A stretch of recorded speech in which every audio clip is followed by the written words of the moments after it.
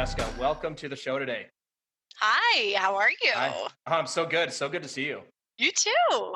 Yeah. We've got a lot to talk about today. Yeah, we do. So We usually do. we always do. It's going to be amazing. And the audience is going to love you. And man, I can't wait for them to hear about all the things you're up to and all the things you've been doing. And yeah, it's going to be awesome today. Thank you for being on. Oh, my pleasure. Lots of hype. Yes. I live up to it. Lots of hype. We're hyping you up early. So let's get right into it. So first of all, I'd love if you would introduce yourself to the audience, who you are, where you are in the world, and a little bit about yourself. Got it. I'm Francesca Vavala, and I am in Delaware, which is a state. It is its own state. It's the first state for your little trivia minds out there. And I am a co-founder of two businesses in the cannabis space. One is Alias Cann. It's a B2B sales and marketing business. And then the other is Terrapin Select, which is a CBD business that sells to stores and to consumers. And I had many lives before that, one as a high school English teacher and one as a realtor. And yeah, I guess I'm just a little obsessed with reinvention and fresh starts and exciting adventures. I love it. So before we go any further, Delaware, as some people probably know, is also a great place to incorporate a company because the tax laws are very employer and corporate friendly. I think It's like the two things. It's like we're the first state and you should incorporate here.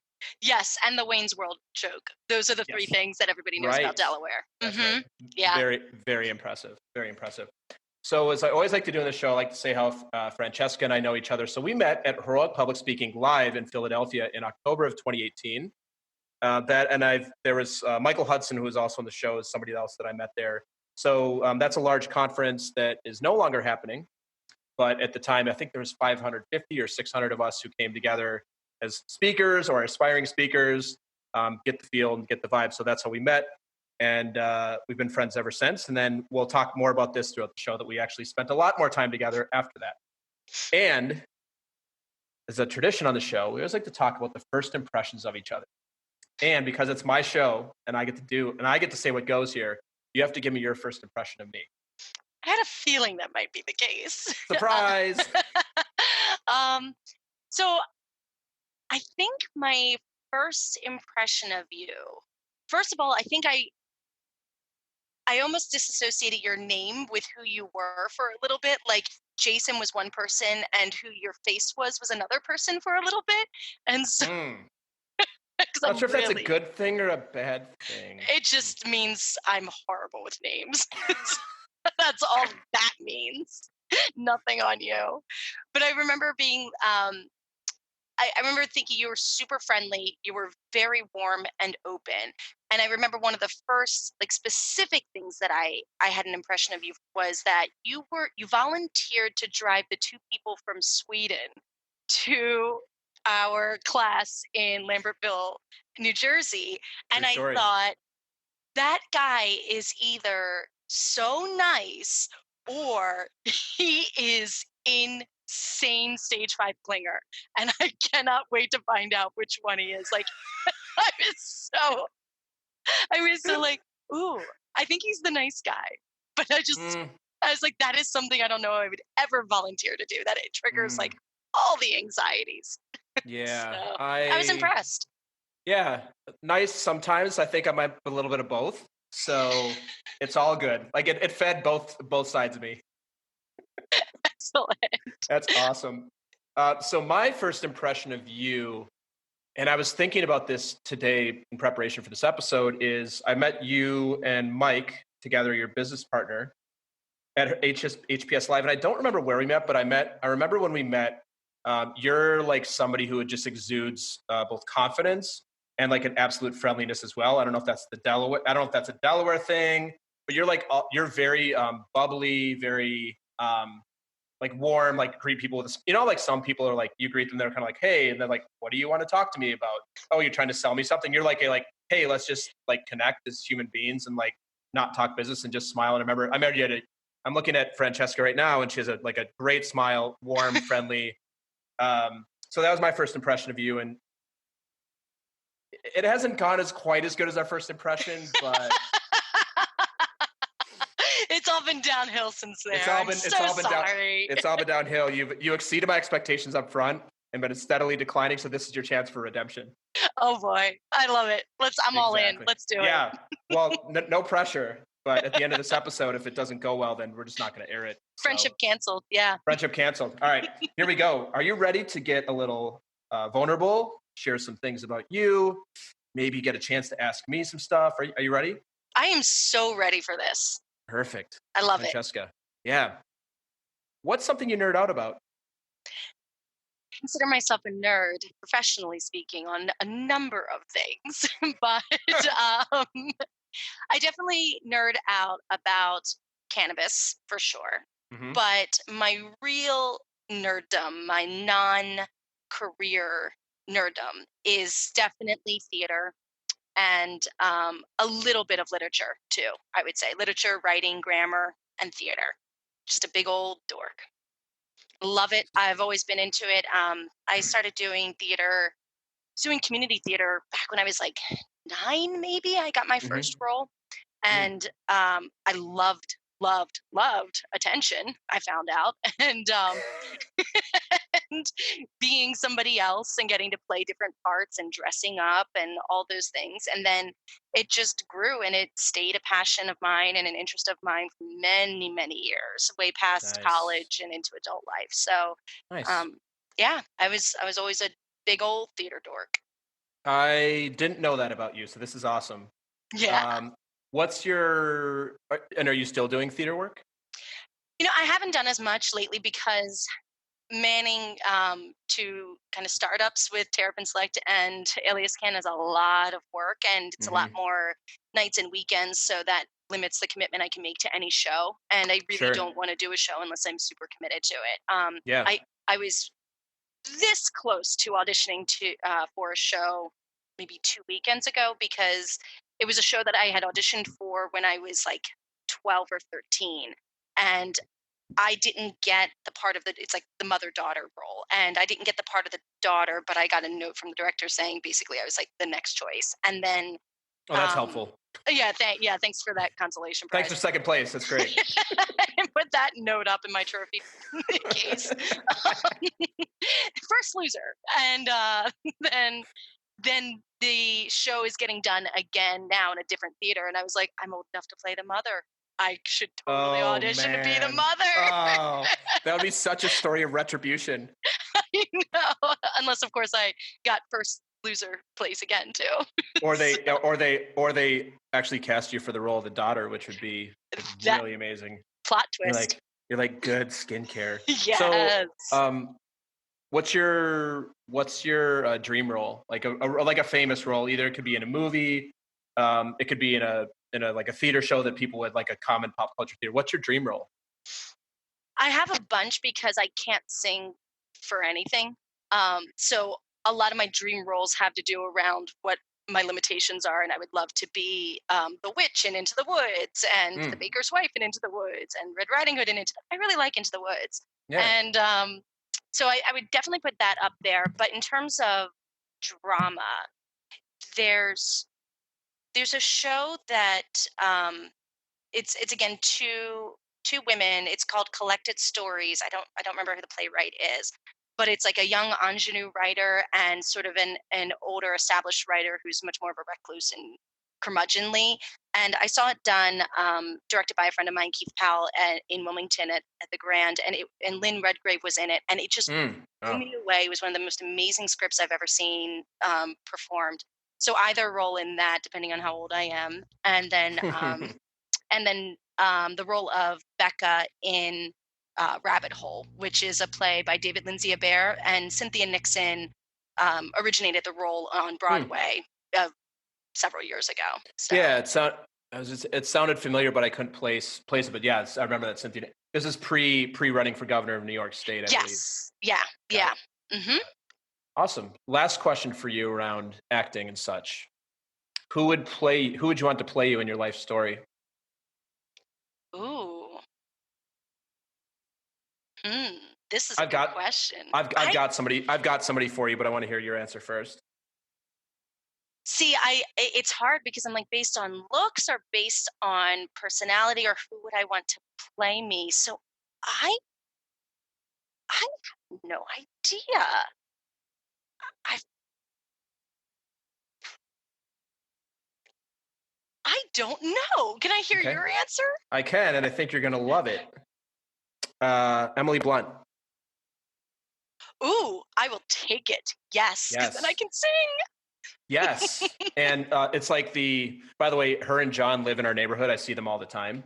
So when you were talking about Into the Woods, she was the baker's daughter. Baker's wife. Baker's wife. Dream There role. you go. There you go. Yeah. Forget the dancing and the singing, but it's like she's really like the way her acting style is. You know, I like her serious stuff too, but like Sicario's amazing film. But like Mary Poppins Returns and some of the other things, like she's very like bubbly and effusive, and also has like a great smile, and is like, and she dances and sings as well. But yeah, I can see That's Emily Blunt for you. awesome. Emily Blunt for you. Thank you. I'll take that. I'll You didn't know take you're it. gonna come on. You didn't know you're gonna come on here today and have just compliments thrown at you. This is the last I time. know. This is it. You're like, can we go? Soak it up. You're like, can we extend this for another hour? Just like keep telling me all the great actors and actresses. I should have said sorry. Exactly. I believe it's Golden Globe winning or nominated and Oscar nominated actress Emily Blunt. So, and yeah, she won a Golden Globe for A Quiet Place last year. Yeah, that was, I loved that. That was really good. I'm a scary movie junkie. I'm into it. Yeah, that's awesome. Well, the new Quiet Place 2 comes out, I believe, in April or May. So, John, if you're listening and you'd like to sponsor this episode, we're talking about A Quiet Place 2. I saw the trailer. It looks great. And he's obviously not in it. Spoiler alert. He's not in it. But yeah, I was going to say. She is in it with the children again. So they seem like one of the coolest celebrity couples ever. And we see them quite a bit. Yeah, really. That's so really cool. good. Tell them I said hi, because I will. I will. Yeah. Yeah. They're probably listening right now. Real cash, like, yeah. Yeah, real cash, like.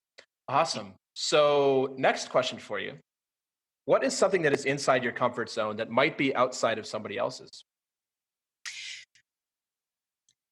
I would definitely put theater performance on stage up there, because I think that's out of a lot of people's comfort zone of being on stage. It's a vulnerable place to be, for sure. But I've never met a stage I didn't like. I think, though, if we're gonna expand the breadth of knowledge about me, I would put writing in my comfort zone. That maybe is out of a lot of people's comfort zones, and it took me a long time to realize that it was something that was kind of unique to me. I took it for granted in a lot of ways for a long time. Yeah. I hate writing. So that is definitely outside my comfort zone. So you have the correct answer here. Yes. Good. I was talking to our mutual friend, Steve Drum, who I've had on the show. And him and I have both decided we just want people to write stuff for us. We want to be like actors who just perform stuff, because we both hate the writing part of speaking.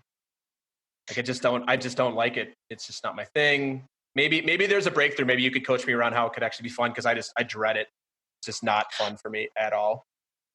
It's really different. I have to say, when I had to write my speech, it was a completely different writing experience than writing for what I'm used to, of writing to be read. So blog posts and essays and articles and journaling and books and all of those things.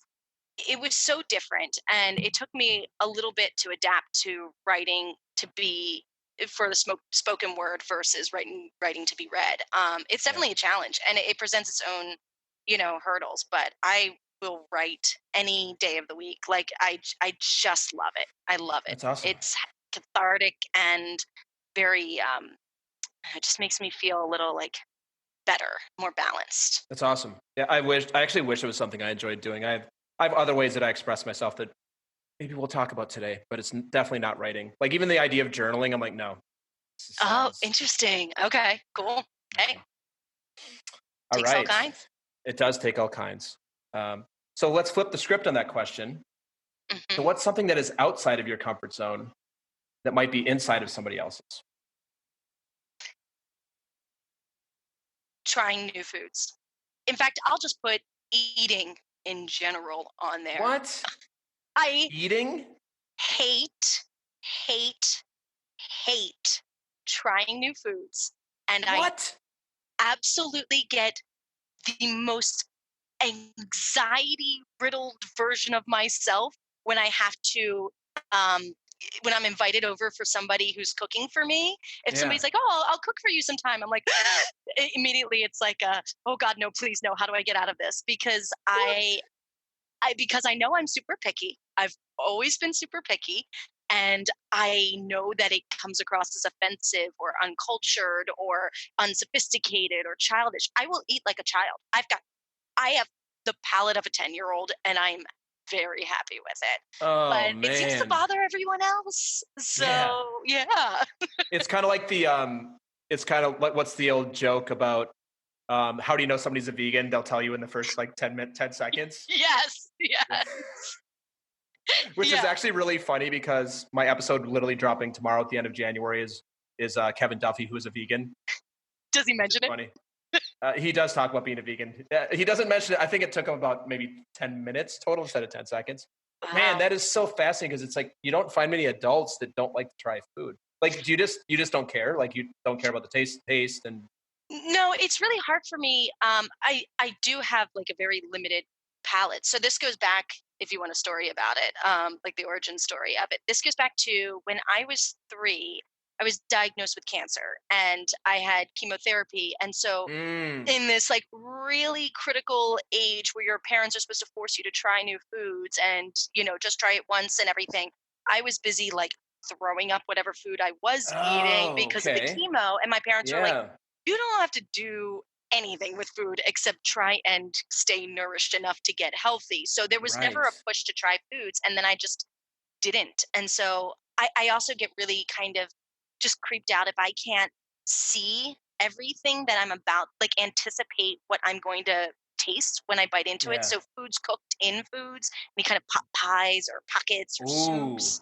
Ugh, no, no, wow. it's not okay. I need to anticipate it. It needs to meet the expectations or exceed them in taste, texture, temperature. I am picky. So I have a horror movie for you. Maybe you can think about writing it. It's Okay. you going to a tasting menu somewhere, Yes, like a that is. 14-course tasting menu, where they're Yes. like, "Here's the thing that you've never seen before." You're like, "No." Yeah, like I know our friend Mike Ganino talks about Yeah, traveling, and he's such a cook and he likes to cook when he yeah, travels and do the food. And I'm like, that is such an adult thing. I am so not an adult. Wow, he's better at adulting than I am. So you're like, I I'm gonna go run a cannabis company instead. That's my adulting. exactly. That's awesome. Yeah. Wow, that's interesting. So, Yeah. my wife actually, she wasn't sick. Well, she was sick now with cancer, but she also had a lot of food allergies. Mhm. And when she was, I think, 2.5, so she also has pretty bland taste buds, and she doesn't really care that much either. Like, she likes foods, but it's not like I am the opposite. Like, I love food probably too much, but that makes sense because if you don't have that developed at the crucial time, it's like 2 to 3 is when you really start to develop your taste, literally. And if you don't get it, then like it sounds to me like you just don't care, like it because it doesn't like the thing that might be like so delicious to me. You're like, ah, it tastes like something else, so you don't care. Yeah, or it tastes like nothing I can associate with something I already like. And so like Right. I've tried fish a number of times, and there's only really like I think one kind of fish baked one kind of way in one restaurant that I actually eat, because every time I've tried it, I've been like, this is a different thing and I need to keep exposing myself to it to like it, but I don't like it enough to keep exposing myself to it. So I'm Yeah. just not going to ever eat this new thing, and okay. And Yeah, you're so good. it's Like, really, yeah. yeah, it becomes a problem when people want to go out to restaurants and I have to like preview a menu to make sure there's a steak on it or something simple that I can eat, or a burger with plain or something. Yeah. So there's a lot of like social anxiety around my food anxiety, in like it's anxiety world for me. Yeah. This sounds like such a great episode of Curb Your Enthusiasm. Yes. Do you watch Curb? Oh yeah. Oh Yeah, yeah. like My this is like husband's such a a huge fan. yeah, this is like a perfect episode where like Larry is throwing a dinner party or something, and then Richard Lewis is like refuses to eat any of the food. It just becomes like this massive thing. And then later on in the episode, Larry's like driving by and sees him eating at some restaurant. It's like such Curb episode. Yes. Well, it always makes me laugh. Speaking of curve, is like the Seinfeld episode, if we're going back a ways, to Please. when George wanted to bring the 2-liter of Pepsi to the dinner party instead of a bottle of wine. I was like, oh, you can come to my dinner party anytime. You're like, everybody hates George, and you're like, oh, I like George. Hey, what's up, bud? You're like, hey man, like I totally identify with you. Well, that is super fascinating. I had no idea. Yeah. So last question around this. At HPS, was it a challenge for you because it was catered lunch every day? Yep. And I'm surprised you actually didn't notice. So pretty much every day I would leave and I would go to that pizza place, to like the pizza place or to the bagel place, and that's it. Like, I would love to sound like I actually have a lot of options, but I don't, and I'm very okay if I eat the same food multiple days in a row. I'm like, yeah, that's all right. Okay. Yeah. I'm gonna tell you something shocking. I wasn't specifically paying attention to your lunch every day. I know it's hard to believe. I'm in tears. In tears. And you had pizza and bagels, like 2 delicious foods. So like, that's cool. Yeah. Carbs and I are friends. Carbs and that's awesome. Well, you are Italian, right? Yes. Yes, I am. So you got that going on for you. I do. Well, thanks for sharing that. It's part of the great thing about the show. I get to learn things about people that I know something about. I'm like, yeah, I had no idea. So that's awesome. Yeah, that's awesome. So I'm going to give you a scenario, and you are a speaker. We haven't talked about this yet, but you actually speak on stages. You obviously perform on stages. You perform by giving keynote speeches and such on stages. So I think this question will be right in your wheelhouse. Okay. So you have 5 minutes to deliver a speech, and it goes out to the whole world. What would you give your speech on, and why? It's a great question. Thank you. Well done. Thank you. I guess the core message of a speech that I would give the world is that we are all connected through the best and worst parts of our humanity.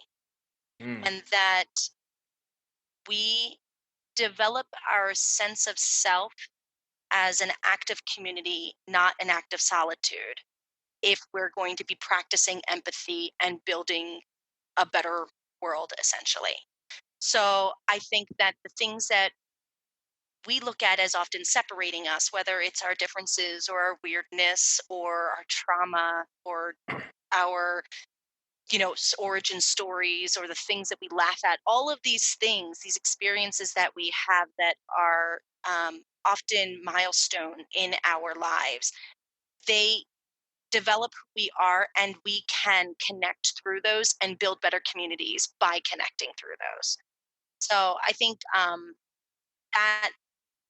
that's really important, because to me, I've always looked at, I'm into self-discovery and making sure I know who I am, and that I'm intentionally following a kind of code or character or moral compass, whatever you want to call it, that I want to be. So I sometimes struggle with a sense of self, and I've learned to accept that developing a sense of self is never complete. It doesn't stop, because it's always evolving, because we're always interacting and connecting. As long as we're doing those things, we get to evolve as many times and in as many ways as we want to. So I really think that's a broad enough topic to be able to reach people, and important enough to have that kind of world audience, I guess, hopefully. Yeah. So to sum that up in like a sentence, like respecting differences and realizing the differences is actually what makes it fun to be here as a human. Yeah. Accepting our differences and accepting the differences of others. Yeah, exactly that. Yeah. Definitely a work in progress for me. Really? Not always perfect. I mean, I'm working on it. I'm also obviously a self-development person. Now I like literally do those sort of things for a living, but yeah, work in progress. It's taken me a long time to like just be like, oh, that person's cool. And like, they don't like to eat food. For example, just a random example. Or that person's cool and they don't drink and I like to drink, and that's fine. Like, I don't really care. It's always like, I've been a bit judgmental in the past. You can admit it. Still, yeah, I can admit it. Still, it's not perfect, but I'm constantly working on it. But I think, Francesca, that's a super cool topic that if you're not speaking on already, or you have not incorporated into your material, which my guess is you probably have in some way, keep at it. If you're doing it, and if you haven't, work that in, because that's a cool message. Thank you. Thank you. I'm glad I got to share that because it's what I'm going to be writing a book about. So, Mm. ultimately it's going to be the story of me and my sister, but that is what it's really that's the point it's really driving home. I love it. Well, thank you. I want to thank you as a podcast host for making the transition to my next section very, very easy. It's almost like you know what you're doing. Uh, Maybe. maybe. So this is a part of the show where you get to share what you're up to and your journey to today. So had some guests who have kind of given us the full spiel. Had some guests who have made it 2 minutes. You get to choose how you want to do this. So yeah, what would you like the audience to know about you and what you're up to? This is great. You're gonna have to probably cut me off because I'll just keep talking if I'm allowed All right. to. Timer's Um, on. so I've got your Oscar music queued up right now. play me off. Yes, I'll take it. You're like, that's my dream. It Is to be on a is. stage. Yeah. And get the Oscar music. I would love to have like the big old cane just yank me off. I'd be like, Just I lived the moment to the fullest. So, whatever you do, don't give us a Joaquin Phoenix Golden Globes no, acceptance speech. It's a little strange. no, that's not going to be me. Not at all. Yeah. So what's your so tell us So about my yourself. story. So some things I alluded to already. So a little bit about me is that I have a very unique start to life because Mhm. I was born a conjoined twin. So my sister Emily and I were connected at birth at the abdomen, and we Mhm. shared a liver.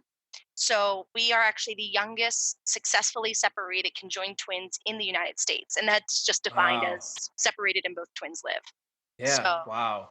yeah, and Amazing. So I don't know. I mean, I know what conjoined means, yeah, but so what that means is where your liver is on your right side. Is that correct?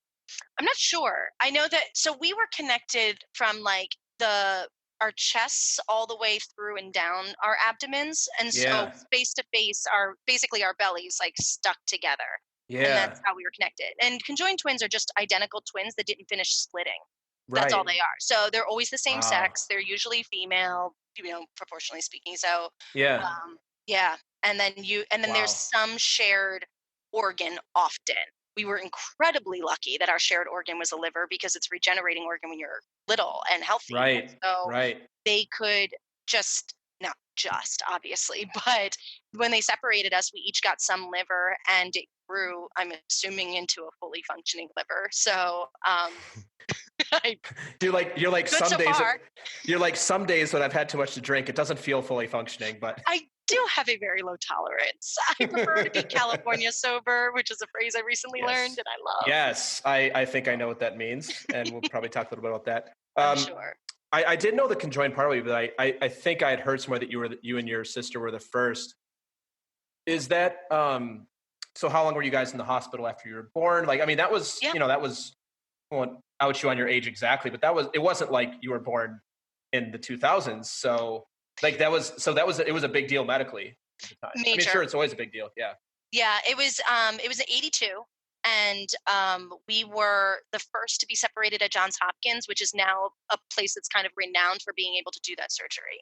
And so were incredibly lucky. The head surgeon on the team, Dr. Alex Haller, was an amazing man. I mean, this man was like he's a legend and a phenomenal human being. But he led this 21 or 22 person team over number of hours of our separation. But we were only 4 days old, Wow. so we had 21 people. yeah, it was around it's Oh the my articles gosh. are different, but yeah, it's like 21 or Yeah. 22 person team because you had to have we Emily was baby A, I was baby B, and that's just based on birth order. Yeah. So they had to separate us because Emily had an obstruction in her intestines that was going to be life Mhm. threatening. So they Yeah. had to separate us to operate on her. And they didn't know that we were conjoined when we were in utero. So Oh wow. my mom knew she was having twins. She didn't know that we were connected. So they Incredible. started to deliver us normally. And Emily's head came out first, and that's when they realized can't do that. No. So yeah, so she had to move to an emergency C-section, and there were Sure. complications in birth, and so Emily's oxygen was deprived for some period of time, and she was born with very severe cerebral palsy.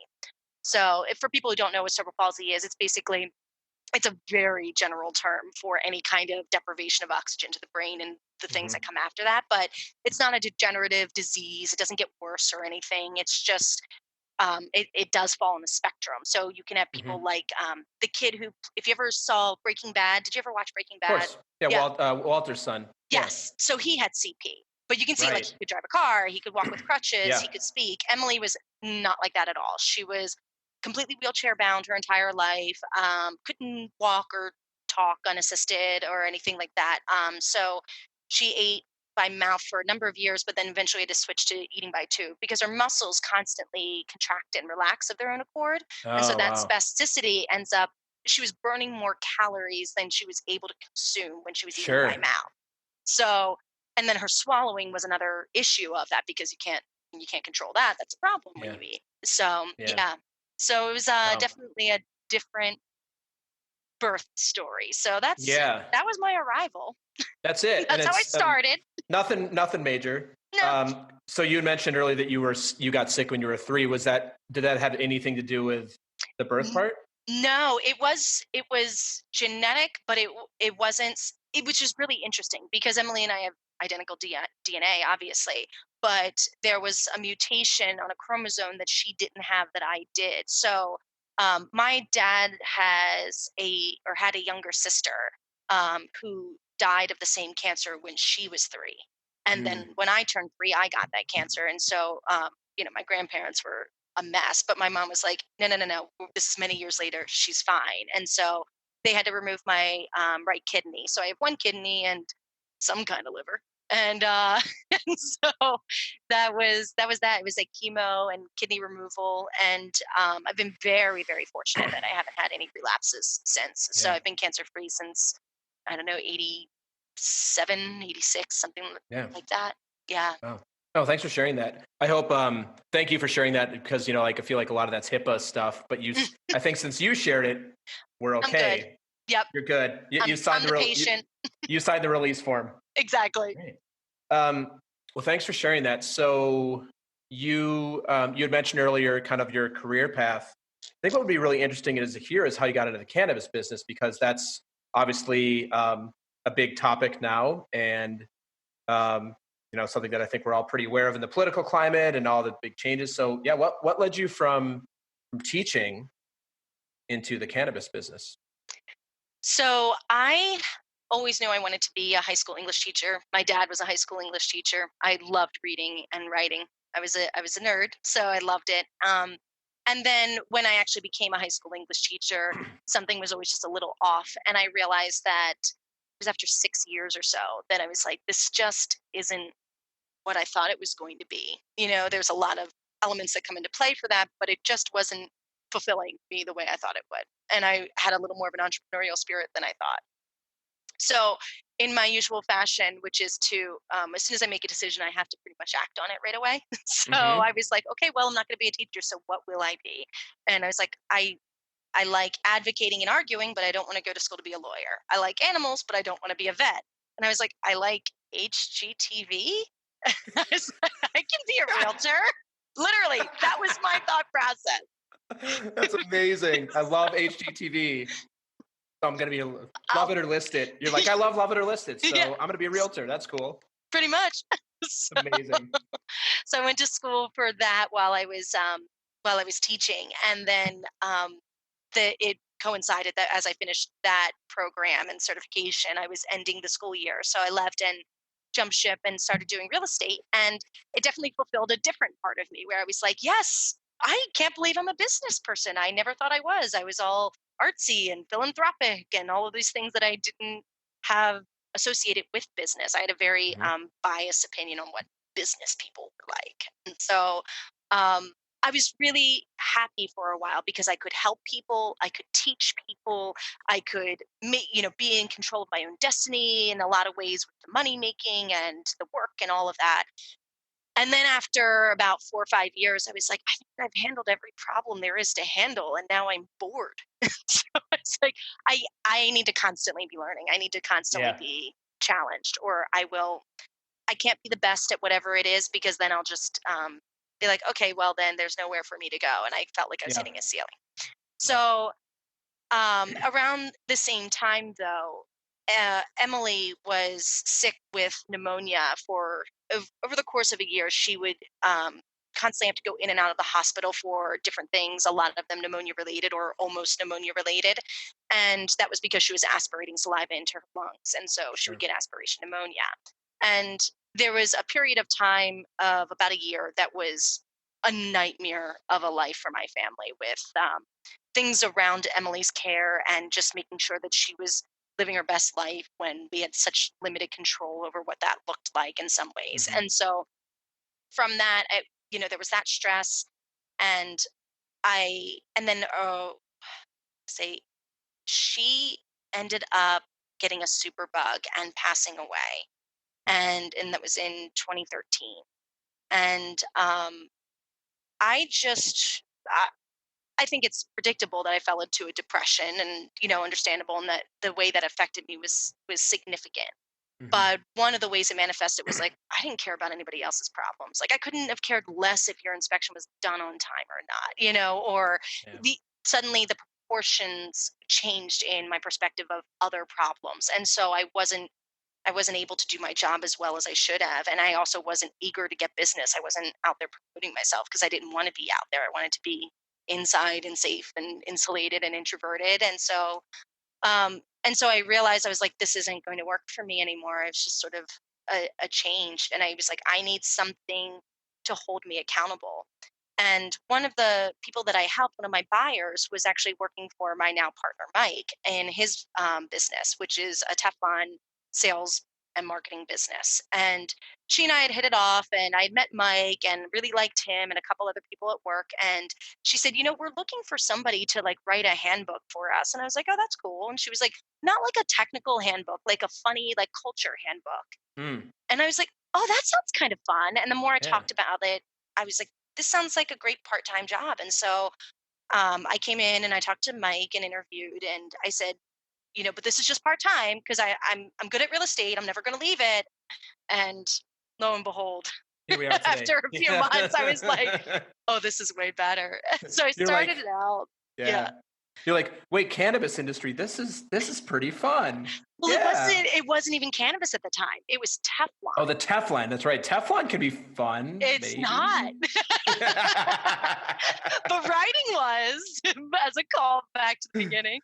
No, I loved writing. I liked being in an office with people. I liked having defined hours. It was like suddenly everything that was working for me with real estate was working against me. And so I had to, adjust.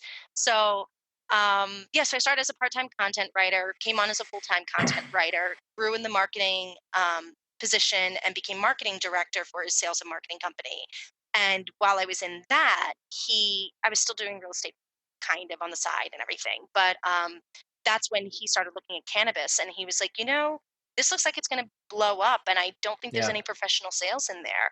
And he said, would you want to start this business with me, the cannabis business? And I didn't know anything about weed, Yeah. like nothing. I was like, well, okay, let me look into it. And when I researched it, and I found out it was way more than just, a plant or a drug. It's not a Yeah. drug.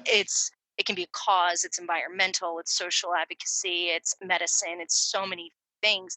Like, it triggered all of my passion. And then when I found out about the things that it could do for the antispasmodic properties in cannabis, and how different Emily's life would have been if she had had access to the information, or that plant, then I was like, oh, this is absolute bull that people can't have this in their lives. And so I was like, I'm all in. And so Mike and I was like, but if we're doing this, we have to do it the right way, which means we have to have these elements to it. We have to give back. We have to make sure we're doing it for the right reasons. This plant was here before the industry was here, and we have to honor that. So, Yeah. and to Mike's credit, Mike was like, done. Yes, absolutely. He was all into it. And so it was this perfect kind of partnership where we started Alias Cann, which is the sales and marketing company. which was super easy because we already had the people in the building and we just had to train them on cannabis. And then that grew. And then we started getting more and more CBD work, and we decided to break that off. And so now we have Terrapin Select as the CBD side. And that's really my main focus. He's mostly focused on Alias Cann, and I'm mostly focused on Terrapin. Nice. Well, congratulations to both of you. Yeah, that's amazing. What a journey. What a journey from conjoined twins to CBD and cannabis. Amazing. Yeah. Awesome. Well, thanks for sharing all of that. I think we'll probably get a bit more into this as we continue on the episode here. Sure. And now, I think you're going to love this. Well, maybe not, because you don't get to perform. You get to ask me anything. This is adjacent AMA, so you get to ask me anything you'd like, and I will answer it for you and for the audience. So, Francesca, what would you like to ask me? What are you existentially terrified of? Like an existential kind of crisis for you looks like what? Yeah. Oh, man. Could you just ask me what my favorite kind of pizza is or something? You're like, let's go real. Let's just keep it really simple and talk about existential crises. I like it light. Yeah, light and airy. What a writer and what a play theater kind of thing to ask. Yes, give me about your internal conflict, not your external. So this is actually I'm giving you a little bit of shit. We can swear on this, by the way, because it's my show. Oh, thank God. Okay. Yeah, exactly. Yeah, you've been very censored so far. Yes. I think this qualifies as existential crisis is when it's my time to not be here anymore, that I look back and say I didn't have a shitload of fun. Oh, good. So, yeah. So there's something interesting that I work on with my clients. And for those who don't know, I do coaching work. I know you know that. So I do coaching work. I have private clients. I do corporate work as well. And one of the things we set pretty early on in our conversation, in our relationship, is what are you actually committed to? And it's not like I'm committed to making a bunch of money or being a good wife or being a good parent. It's what's actually above that. And for me, what I've discovered over the last year through a lot of self-work on myself is my number one commitment in life is to have fun. And I really try and frame everything I do through the lens of, is it fun? So if this podcast, I'm going to do 100 episodes this year. 100 episodes, a lot. People are like, whoa, that's a lot. And it's a blast, which is why I'm going to do it. If it ever reaches the point where I'm like, this is not fun, I won't do it anymore. If I ever reach the point, and yes, I don't mean that everything in life is fun. Going to the DMV, not fun for me. Yes, of course we have to do things, but I really try and surround myself with people like guests on the show, my friends, the person I'm married to, our daughter, the clients that I want to work with. I really am focused on fun for myself, and I really try and bring that to other people. And so the existential crisis I think I run into is if somebody meets me and it's not fun, for whatever reason, if I confront them, if they find me to be off-putting, which is, we never are going to click with everybody. My existential crisis, I don't know if that's existential. More existentially is that I'm going to leave here without having the maximum amount of fun. And of course, by still being responsible as a father and a husband and, saving money and all that stuff. But yeah, and I realized, I think that's the reason I work for myself now, because I realized working in a corporation is awesome for people and there's nothing wrong with it. It's great. And I did it for 19 years. And then I think one day I just realized this is not that fun. And it wasn't about the company. It wasn't about people. It wasn't really making money is fun, but it was everything besides that. I was eh. And I think this is a very common thing for most entrepreneurs. I don't know if entrepreneurs are always committed to fun, but entrepreneurs are usually committed to either fun, passion, or freedom. It's one of those three or a combination of all three, and being my own boss that. And so me being my own boss is, I get to have ultimate freedom because I'm a solopreneur, which is amazing because I can do whatever the F I want. I can do my podcast at 2:00 on a Wednesday afternoon, or I can go and meet with a client, get paid, whatever, doesn't matter. The answer is fun. Is it not, did I not have fun? And I kind of wish I would have come to this kind of crisis and thought about this earlier in my life. I've always had fun. My life has been fun. I'm not it's been great. I have no complaints, but framing things through a lens of fun, there's definitely jobs I would have left earlier. There's definitely decisions around who I was around I would have not made. And I think that's it. That's fun. That's a good one. That's a good goal to have. Yeah. So I won't say her name, but there's somebody that I know. She's a coach, and she actually inspired me with this. Her commitment, her ultimate commitment, is to pleasure, which I think is phenomenal. So like she views everything around the lens of pleasure. Like, is this a pleasurable experience for me? Not just sexually, but like, what do I do for a living? Like, who I surround myself with? Am I deriving pleasure from what I'm doing in life? And that's her greatest commitment. And when she's not feeling that, she questions like, well, what is it about this that's not pleasurable? Can I make it pleasurable? It's like for me, same thing. Like, can I find the fun? And so I'll give you an example actually to wrap this up. Like speaking in front of people at her public speaking. I'm not a speaker,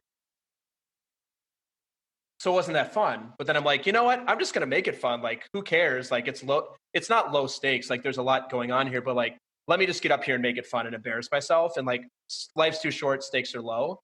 A few years ago, like if you would have met me at HPS, I would have been like, oh, I've got to be perfect, and it's got to be like, oh, it's got to be like, this has got to be like the Jason's "I Have a Dream" speech in 3 minutes.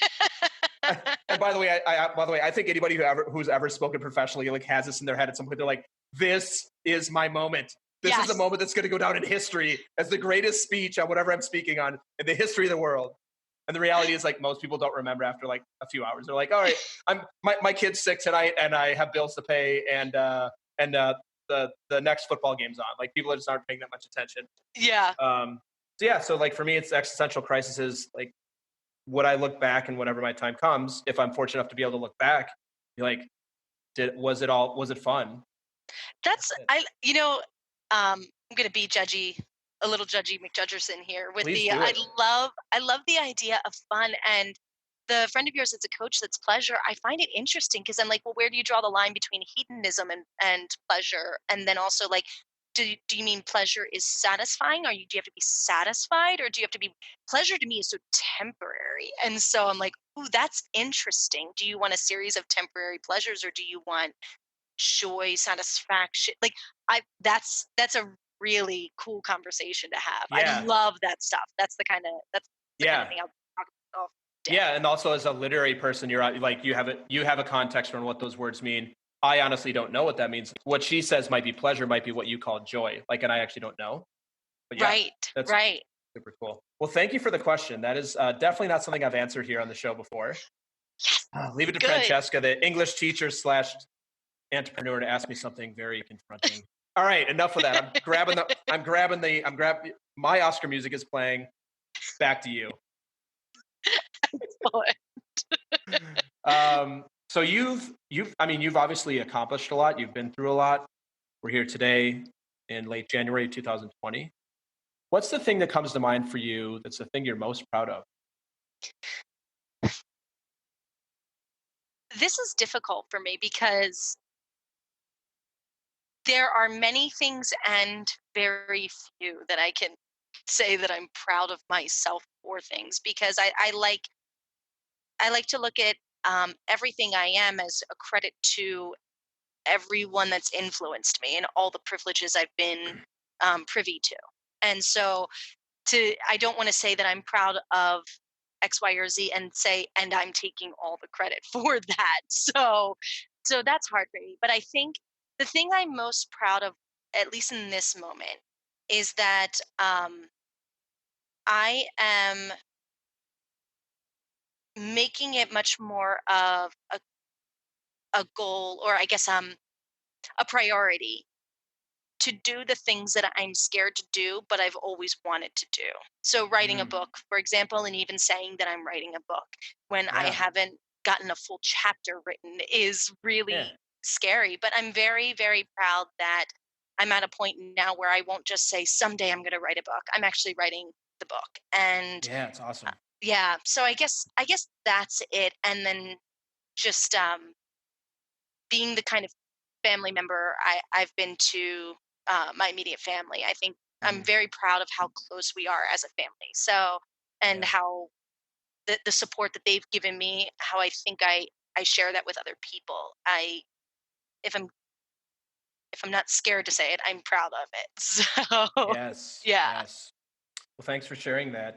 sure. So the thing about the thing in like in coaching, and like I coach my clients in, is you're a good example of you're in action and you're being in action. versus like, oh, I've got these dreams, like you said it, like this, how many of us, like myself included, like someday I'm going to start a podcast, someday I'm going to write a book, someday I'm going to go and like learn how to speak on a stage. And then like the vast majority of people just don't do it because life gets in the way. And just being in action and taking, and you know, what I'm learning for myself in my journey now at the ripe old age of 42 is like, just being in action is enough most of the time. When you just start something, like people are going to read your book and they're going to love it. People are going to listen to this podcast and maybe they're going to love it, maybe they're not, but they're going to listen to it. And just being in action. So I think the thing I would say, kudos to you for just being in action, because that is not actually something that a lot of people are comfortable with, because it's scary. Being in action is almost always scary.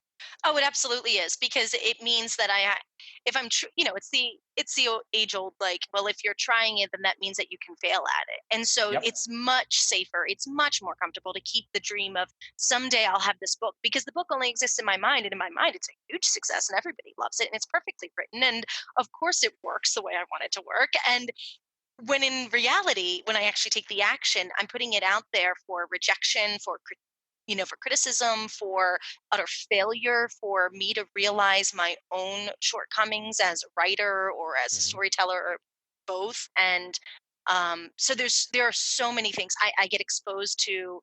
I get exposed in the way of, you don't know as much as you think you know about writing a book. And so it's a humbling process to be in action. And I find it is very difficult. But the fact that I've taken the deep breath and gone after one of my biggest goals is why I'm proud. Am I going after every single one of them?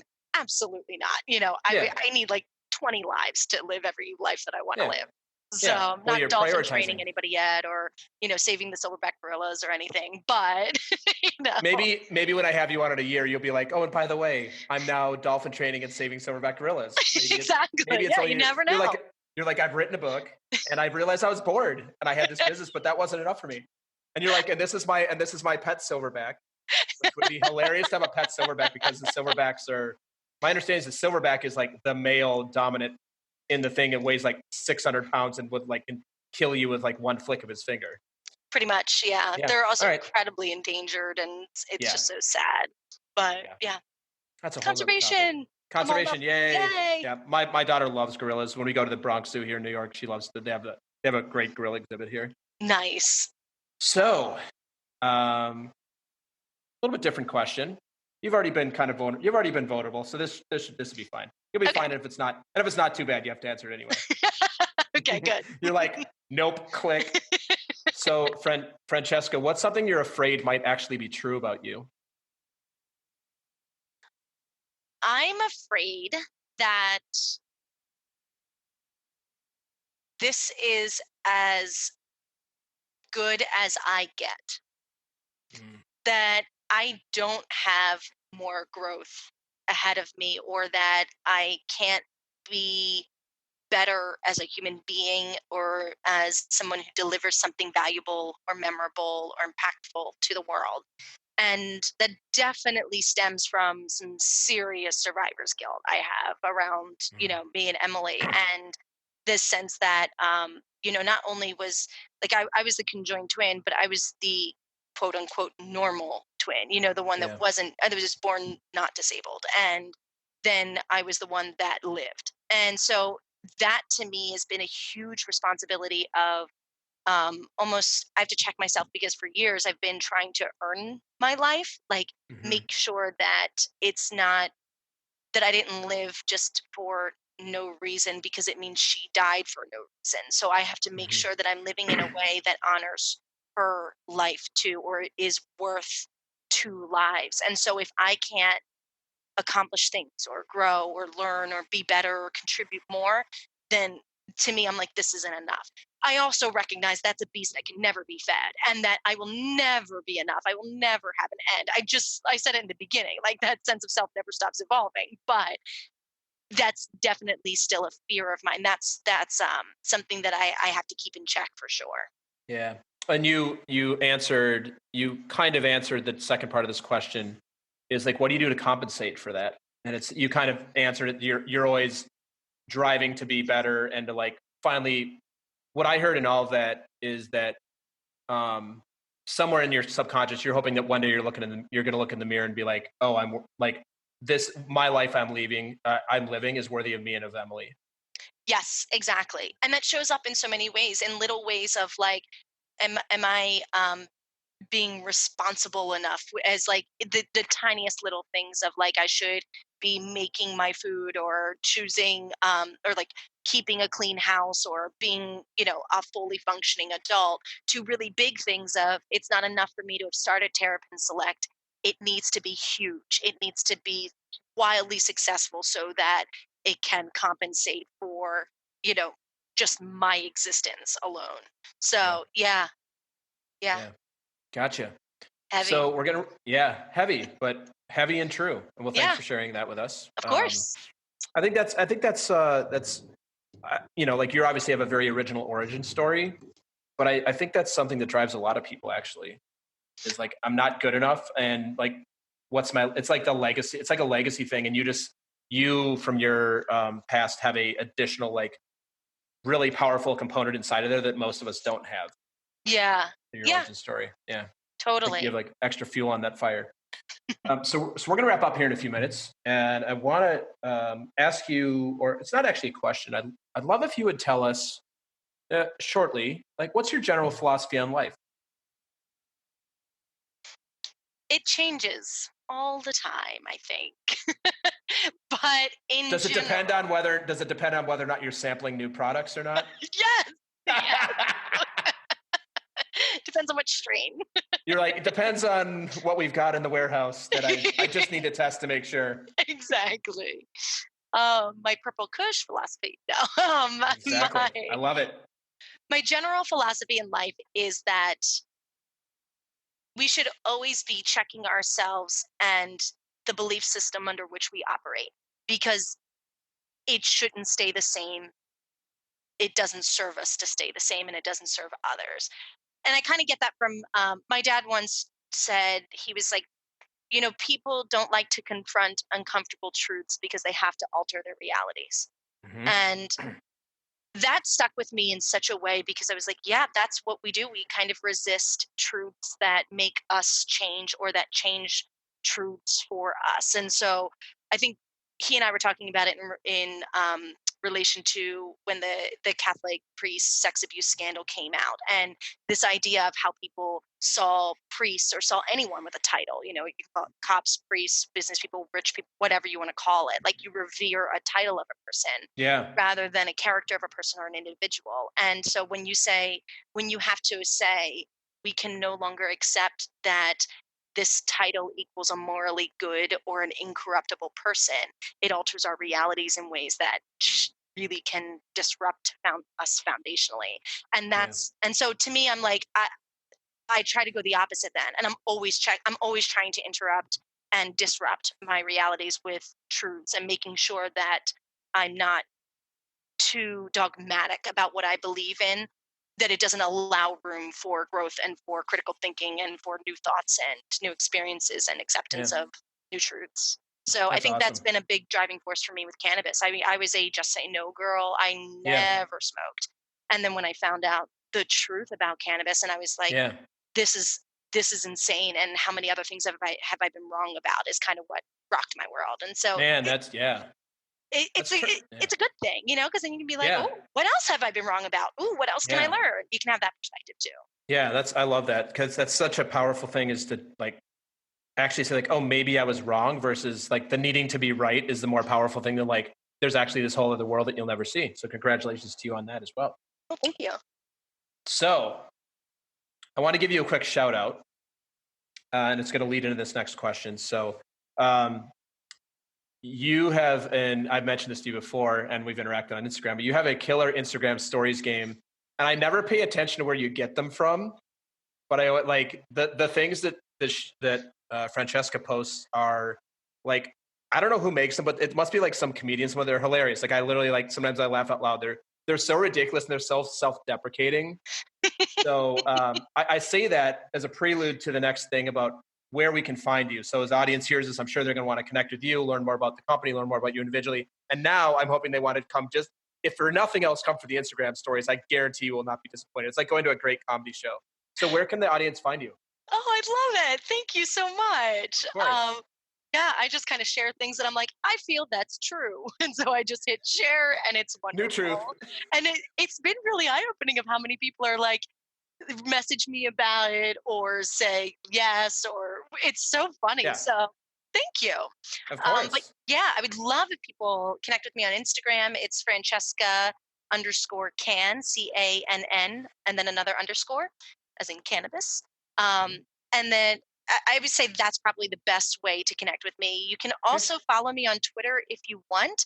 I don't have really any followers. I'm just trying to, I was laying low for a little bit. But it's just hi Francesca. It's HIGH _ Francesca. Oh, I get it. Like, Yeah. hi Francesca. Yeah. And Yeah. I'll tweet a bunch of nonsense, and that's the one place I try to stay away from anything too serious. But Cool. that's hard to That's do. great. So yeah. And as we always do, I'll put all these in the show notes as well. People can connect with you. And I want to thank you for being on today. It's been awesome to learn. I learned a lot about you today that I didn't have any idea about. Great. And you learned about my commitment to fun, so that's cool. I did. I love that. That's such a great philosophy and such a cool development. Yeah. So last thing, love it if you would leave myself and the audience with some words of wisdom that fit on a Post-it note or in an Instagram story that's easily read in about 30 seconds. So what do you got for us? Some words of wisdom from Francesca. Ooh. Okay. Let me see some Instagrammable or Post-it note worthy stuff. Okay. I think being weird helps you. Understanding weird helps others, and accepting weird helps everyone. I really believe that's a critical piece of, I guess, philosophy to take through life. That's how I live it, at least. I'll tell you what struck me about that quote is like, that's like a trending type thing. And I feel like maybe you and I should partner up on how we come up with some cool hashtags around that and grow that. That's very tweetable, very shareable on social. I love that. And, I will be sharing that out to you. So I want to thank you again for being on today. It was so fun to have you on. Wish you the best of no luck required.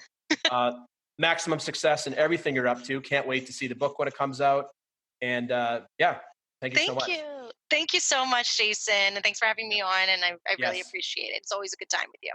Yep. Thanks. All right. Bye. Thanks for listening to another episode of Talking to Cool People with me, Jason Frizzell. Enjoyed today's episode? Please tell your friends, give us a shout out and a follow on Facebook and Instagram, and take a moment to leave us a review on iTunes. If something from this episode has piqued your interest and you'd like to connect about it, please email us at podcast@jasonfrizzell.com. We love hearing from our listeners.